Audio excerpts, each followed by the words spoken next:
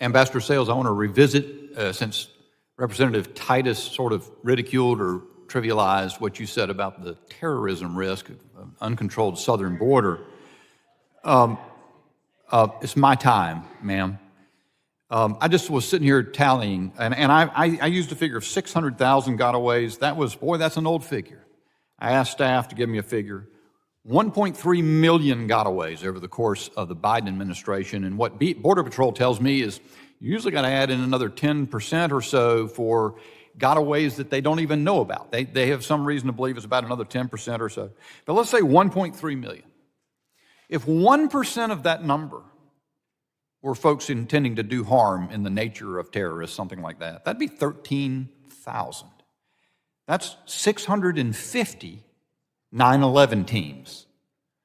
Do you have anything to add, or do you want to that you weren't allowed to say during the time you were being talked over about the risk that is entailed there? Because it seems to me, just as a matter of common sense, that it's quite grave.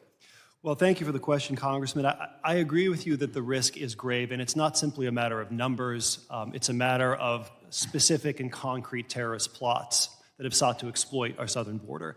As I mentioned in my written statement, in 2011, the Iranian regime in Tehran attempted to plot with a Mexican drug cartel to carry out an assassination of the Saudi ambassador to the United States right here in Washington. We're going to bomb Cafe Milano in Georgetown.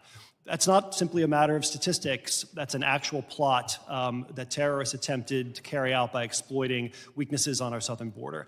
And more recently, in 2021, the mullahs in Tehran were back at it again, attempting to work with an individual in Mexico who had ties to drug cartels in that country to assassinate former National Security Advisor John Bolton here in the United States.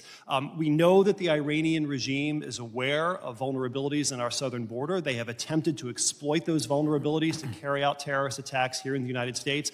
I think we have to assume that other terrorist groups, including terrorists in Afghanistan, likewise are aware of the vulnerabilities in our border.